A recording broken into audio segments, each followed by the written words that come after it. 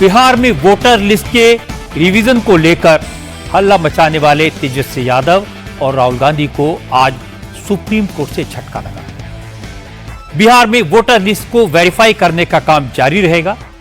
आज supreme court ने साफ कहा कि वोटर लिस्ट को अपडेट करना, वोटर लिस्ट को रिवाइज करना, गलत नामों को हटाना, नए वोटर्स को जोड़ना, ये चुनाव आयोग की जिम्मेदारी है। इसलिए बिहार में वोटर लिस्ट के इंटेंसिव रिवीजन पर कोई रोक नहीं लगाई जा सकती। ये प्रक्रिया जारी रहेगी। लेकिन सुप्रीम कोर्ट ने इलेक्शन कमीशन को सुझाव दिया है कि वोटर्स से जो दस्तावेज मांगे जा रहे हैं उनमें Aadhaar card, ration card, MNREGA job card को भी शामिल किया जाए। हालांकि ये सिर्फ सुझाव है, इसे मानने की बाध्यता चुनाव आयोग पर नहीं लगाई गई है। इलेक्शन कमीशन की तरफ से कोर्ट को बताया गया कि वोटर लिस्ट के रिवीजन का काम 25 जुलाई तक पूरा हो जाएगा। अब तक 60% से ज्यादा वोटर्स के फॉर्म भरे जा चुके हैं। चुनाव आयोग ने सुप्रीम कोर्ट को भरोसा दिलाया कि वोटर लिस्ट के वेरिफिकेशन का प्रोसेस गलत नामों को हटाने के लिए है। इसमें एक भी लीगल वोटर का नाम नहीं हटाया जाएगा। किसी के वोट का अधिकार नहीं छीना जाएगा। सुप्रीम कोर्ट ने भी सुनवाई के दौरान कहा कि चुनाव आयोग एक स्वायत्त संवैधानिक संस्था है। सुप्रीम कोर्ट उसके अधिकार क्षेत्र में दखल नहीं दे सकता। लेकिन पिटीशनर्स ने जो आशंकाएं जताई है उन पर चुनाव आयोग को एक हफ्ते के भीतर एक डिटेल्ड जवाब दाखिल करना होगा। अब इस मामले की अगली सुनवाई 28 जुलाई को होगी। कुल मिलाकर आज सुप्रीम कोर्ट ने वोटर लिस्ट के वेरिफिकेशन पर रोक नहीं लगाई। लेकिन कांग्रेस और आरजेडी के नेता इससे अपनी जीत क्यों बता रहे हैं? अब विपक्षी रणनीति क्या होगी? और आखिर चुनाव आयोग को बिहार के इलेक्शन से पहले वोटर लिस्ट के इंटेंसिव रिवीजन की जरूरत क्यों पड़ी? इस सब मैं आपको बताऊंगा आज की बात में। लेकिन सबसे पहले आपको संक्षेप में बता देता हूं कि आज सुप्रीम कोर्ट में क्या हुआ। बिहार में वोटर लिस्ट के रिवीजन के खिलाफ जो पिटीशंस कांग्रेस, आरजेडी, तृणमूल कांग्रेस और सीपीएम समेत विपक्षी दलों के कई नेताओं ने फाइल की थी, उन सब पर आज जस्टिस सुधांशु धूलिया और जस्टिस जॉयमाला बागची की बेंच ने सुनवाई की। सुप्रीम कोर्ट ने कहा यह मामला नागरिकों के मताधिकार से जुड़ा है, इसलिए मसला गंभीर है। इस पर किसी तरह का कंफ्यूजन नहीं होना चाहिए। पिटीशनर्स की तरफ से कपिल सिब्बल, अभिषेक मनु सिंघवी और गोपाल शंकर नारायण जैसे बड़े बड़े वकीलों ने दलीलें पेश की। चुनाव आयोग का पक्ष रखने के लिए फॉर्मर अटॉर्नी जनरल के वेणुगोपाल और एडवोकेट राकेश द्विवेदी मौजूद थे। विरोधी दलों की पहली दलील यह थी कि आखिर इलेक्शन से कुछ महीने पहले चुनाव आयोग इतनी जल्दबाजी में वोटर लिस्ट के वेरिफिकेशन का काम क्यों कर रहा है? सुप्रीम कोर्ट ने कहा यह सवाल जायज है, चुनाव आयोग को इस पर जवाब देना चाहिए। इलेक्शन कमीशन ने कहा न कोई जल्दबाजी है, न कोई गलत इरादा है। 2003 में भी 31 दिन में ही वोटर लिस्ट का रिवीजन हुआ था। इस बार भी यह प्रक्रिया इतने ही वक्त में पूरी की जा रही है। वेरिफिकेशन के खिलाफ बड़ी दलील यह दी गई कि जब हर चीज में आधार नंबर जरूरी कर दिया गया तो फिर वोटर लिस्ट के रिवीजन में जो डॉक्यूमेंट मांगे गए हैं उनमें आधार कार्ड को शामिल क्यों नहीं किया गया? सुप्रीम कोर्ट ने इस पर चुनाव आयोग से जवाब मांगा। इलेक्शन कमीशन ने कहा आधार कार्ड पहचान पत्र तो है, लेकिन यह नागरिकता साबित करने वाला दस्तावेज नहीं है, लेकिन फिर भी इसे शामिल करने पर विचार किया जा सकता है। सुप्रीम कोर्ट ने आधार कार्ड, राशन कार्ड और मनरेगा जॉब कार्ड को वोटर लिस्ट में नाम शामिल करने के लिए जरूरी दस्तावेजों की लिस्ट में शामिल करने का सुझाव दिया। हालांकि यह भी क्लियर किया कि यह चुनाव आयोग खुद तय करे कि यह सुझाव मानना है या नहीं। लेकिन अगर चुनाव आयोग इस सुझाव को नहीं मानता, रिजेक्ट करता है, तो उसे इसकी वजह बतानी होगी। विरोधी दलों की तीसरी आपत्ति यह थी कि जल्दबाजी में वोटर लिस्ट का वेरिफिकेशन करने से लाखों लोगों के नाम कट जाएंगे। इस पर चुनाव आयोग ने भरोसा दिया कि एक भी जेन्युइन वोटर का नाम नहीं हटेगा। और इसके बाद चुनाव आयोग ने सुप्रीम कोर्ट से कहा कि प्रक्रिया पूरी होने से पहले उस पर सवाल उठाना, काल्पनिक आशंकाएं जाहिर करना ठीक नहीं है।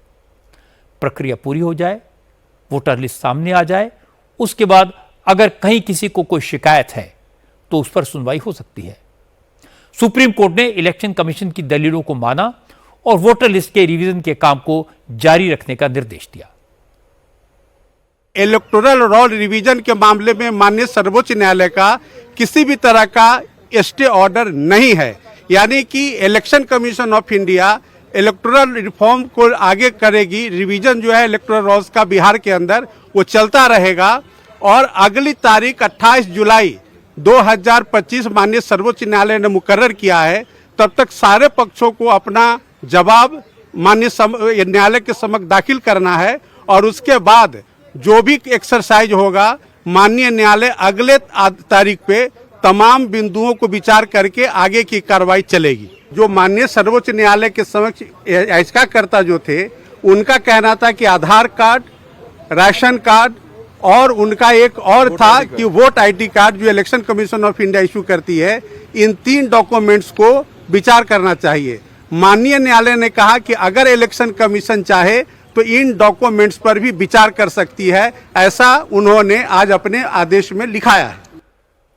सुप्रीम कोर्ट के इस निर्देश को सारे लोग अपनी अपनी सहूलियत के हिसाब से डिस्क्राइब कर रहे हैं। वोटर लिस्ट के वेरिफिकेशन के खिलाफ जिन लोगों ने सुप्रीम कोर्ट में पिटीशन फाइल की है उनमें योगेंद्र यादव भी हैं।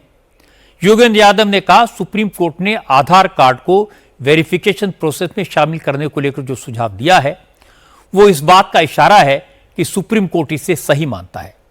ये उन लोगों की जीत है जो वोटर लिस्ट के रिवीजन के प्रोसेस पर सवाल उठा रहे हैं। सुप्रीम कोर्ट ने आज सुझाव दिया है, मतलब सुप्रीम कोर्ट ने एक तरह से चुनाव आयोग को कहा है कि या तो 15 दिन में तुम सुधर जाओ, नहीं तो हमें कुछ करना पड़ेगा। भाषा देखिए, सुप्रीम कोर्ट ने कहा है कि हमारे विचार से प्राथमिक दृष्टि में न्यायिक संगत यही होगा कि आप आधार कार्ड को स्वीकार कीजिए, अपने एपिक कार्ड को स्वीकार कीजिए, राशन कार्ड को स्वीकार कीजिए, और अगर आप नहीं करना चाहते हैं तो आप कारण बताइए कि आप क्यों नहीं करना चाहते हैं। मैं समझता हूं ये बहुत बड़ी जीत है उन लोगों के लिए जिन्होंने बार बार कहा था कि वोटबंदी का खतरा है। ये खतरा भी टला नहीं है, फिर आगे 28 तारीख को देखेंगे। लेकिन एक पहले कदम के रूप में मैं सुप्रीम कोर्ट को सलाम करना चाहता हूं कि इस देश में जो वोटर डिसएनफ्रेंचाइजमेंट का खतरा था, यूनिवर्सल एडल्ट फ्रेंचाइज को कुतरने की जो कोशिश थी, उसको सुप्रीम कोर्ट ने रोका है। मैं उसको सलाम करता हूं। इसके बाद तृणमूल कांग्रेस के नेता कुणाल घोष ने कहा बीजेपी के इशारे पर वोटर लिस्ट में गड़बड़ी करने की जो कोशिश हो रही थी उसे आज सुप्रीम कोर्ट से बड़ा झटका लगा है। कुणाल घोष ने कहा जो अभी बिहार में हो रहा है बीजेपी वही काम बंगाल में करना चाहती है, लेकिन बंगाल में बीजेपी की कोई साजिश कामयाब नहीं होगी। सुप्रीम कोर्ट में भी वहां पर not only Aadhaar card but also Aadhaar card, voter card and ration card, ये सबको इम्पोर्टेंस देने का बात हुआ, कंसीडर करने का बात हुआ। भाजपा जो प्लान किया था वोटर लिस्ट में स्ट्रेटेजिक मैनिपुलेशन का, मिसयूजिंग द इलेक्शन कमीशन, वो अभी तो बिहार, लेकिन उसका टारगेट तो बंगाल है, लेकिन बंगाल इसको सक्सेसफुल नहीं होने देंगे। तो आज जो है हम लोग पूरा, हमारा लॉयर्स है वो देख रहे हैं, हमारा टॉप लीडरशिप देख रहे हैं, तो एक पॉजिटिव वाइब्रेशन कोर्ट में है। तो भाजपा का जो भी कॉन्स्पिरेसी है वो हम लोग सक्सेसफुल नहीं होने देंगे।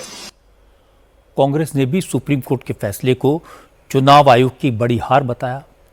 केसी वेणुगोपाल ने कहा अब कम से कम चुनाव आयोग को सुप्रीम कोर्ट के सुझाव को लागू करना चाहिए।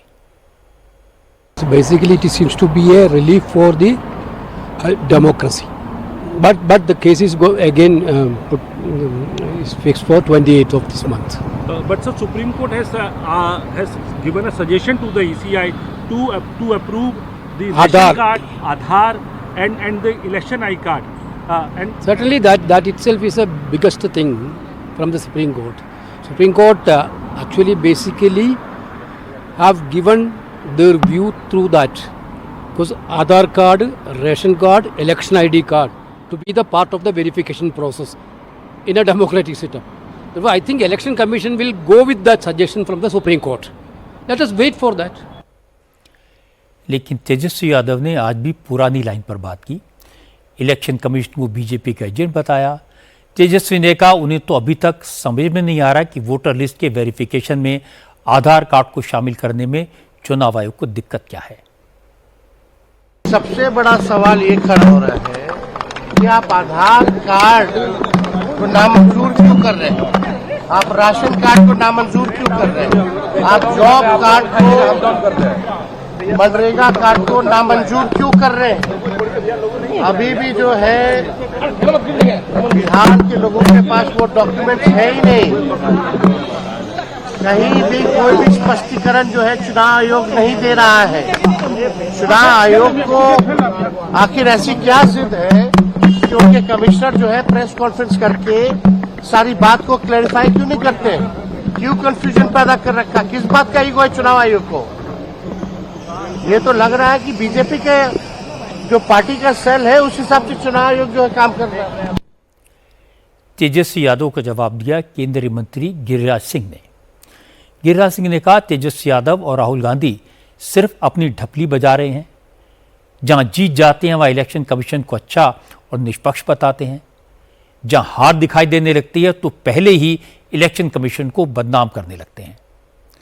अब तेजस्वी की ये तरकीब सब समझने लगे हैं, इसलिए हंगामा करने का अब कोई फायदा नहीं होगा। एक गांव की कहावत, तीता तीता थू थू और मीठा मीठा खट। तो जब ये तेलंगाना में होता है तो मीठा मीठा घट घट, कर्नाटक में होता है तो घट घट, हिमाचल में होता है घट घट, और जब हारते हैं महाराष्ट्र से लेकर बिहार में तो इनका कहते हैं कि मतदाता अधिकार छीन रहा, मतदान का अधिकार। ये लोग नकारात्मक लोग, ये जब बांग्लादेशी और रोहिंग्या के लिए लड़ाई लड़ रहे हैं मुसलमानों के लिए, तो मैं तो समझता हूं कि ये देशद्रोहियों के साथ खड़े हैं, और देशद्रोहियों के साथ जो खड़ा है उसको हम वही कहें। लेकिन जन सुराज के संस्थापक प्रशांत किशोर ने कहा कि इलेक्शन कमीशन जो कर रहा है वो सही नहीं है। चुनाव में किसी भी वोटर का वोटिंग का अधिकार नहीं छीना जाना चाहिए। जो हम लोग कह रहे हैं, जो भी बिहार में 18 साल से ज्यादा उम्र के लोग हैं उनको वोट देने का अधिकार है, उनको किसी भी तरीके से रोका नहीं जाना चाहिए। इसलिए जो इलेक्शन कमीशन कर रहा है वो गलत है, और हम लोग को विश्वास है कि कोर्ट से न्याय मिलेगा। बिहार के बच्चों को, बिहार के लोगों को, जो लोग भी चाहते हैं कि वोट दें उनको वोट देने का अधिकार मिलेगा। सारे नेता अपने अपने हिसाब से सियासी बयानबाजी कर रहे हैं, चुनाव आयोग पर कीचड़ उछाल रहे हैं। इसलिए जानना जरूरी है कि इलेक्शन कमीशन का इस मुद्दे पर क्या स्टैंड है। Chief election commissioner Gyanesh Kumar साफ कर चुके हैं कि वोटर लिस्ट के रिवीजन का मकसद फर्जी वोटर्स के नाम लिस्ट से हटाना है। 18 साल से ऊपर की आयु के भारत के किसी भी नागरिक का वोट नहीं कटेगा। अगर किसी का नाम वोटर लिस्ट से कटता है तो उसे भी अपनी बात कहने का पूरा मौका दिया जाएगा। ज्ञानेश कुमार ने कहा कि बिहार में वोटर लिस्ट के रिवीजन की प्रक्रिया जल्दबाजी में नहीं हो रही है। इस तरह के आरोप बेबुनियाद हैं। कि आप भारत के नागरिक होने चाहिए।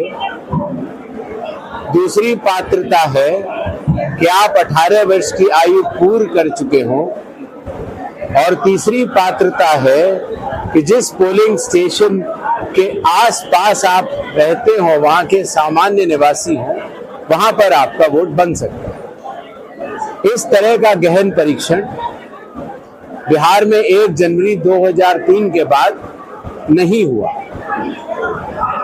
2002 की तरह ही 1 महीने के अंदर जुलाई से अगस्त के बीच में मतगणना फॉर्म बांटे जाएंगे और वापस भी लिए जाएंगे।